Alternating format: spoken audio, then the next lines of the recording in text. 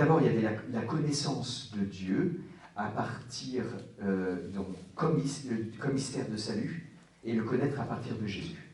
La Trinité économique, donc essentiellement Jésus, nous révèle de manière juste la Trinité immanente, et il ne faut jamais quitter la Trinité économique, même si la Trinité économique n'épuise pas le mystère de la Trinité immanente.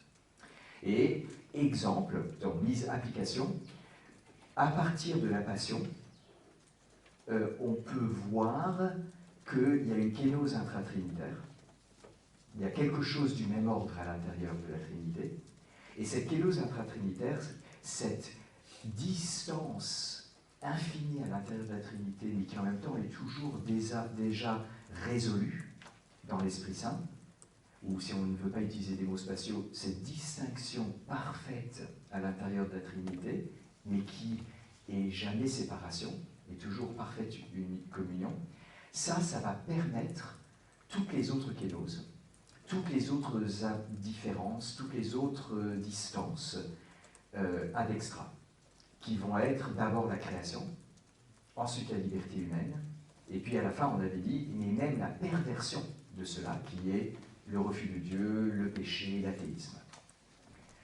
L'athéisme dans le sens courant du terme, pas l'athéisme du Père qui perce une manière d'être divine pour engendrer le Fils. Donc, tout est en Dieu. Tout est en Dieu, il n'y a pas d'autre lieu.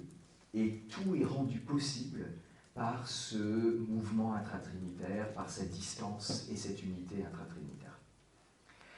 Et le pas suivant, alors on peut lire un texte on peut relire le dernier texte sur lequel on était, le texte 25, la liberté humaine et sa perversion, donc, et cette chose extraordinaire qui est notre liberté et le péché, ne se développe jamais qu'au sein de l'Eucharistie du Fils. Donc, c'est même pas simplement dans les relations trinitaires en général, nous, notre position, c'est le Fils.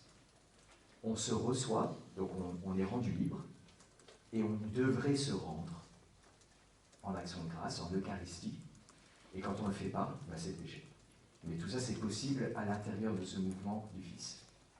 On a vu que rien ne se trouve au dehors de Dieu, donc ce qui en lui fait problème, c'est-à-dire son éloignement coupable de Dieu, ce qui en l'homme fait problème, c'est-à-dire son éloignement coupable de Dieu, ne peut aussi se laisser résoudre qu'en ce lieu et par lui. Alors, résoudre ici, c'est à prendre en deux sens.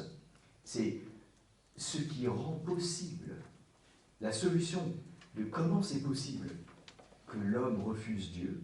C'est un mystère extraordinaire, horrible, mais immense. Comment c'est possible que l'homme refuse Dieu? Parce qu'il y a cette distance.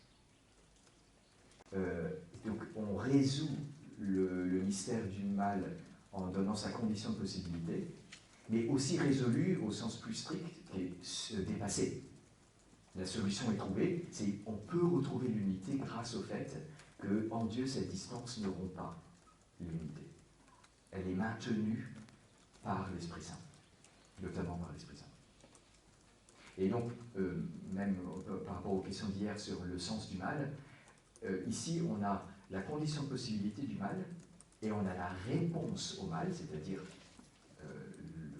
sortir du mal, mais on n'a pas pourquoi le mal.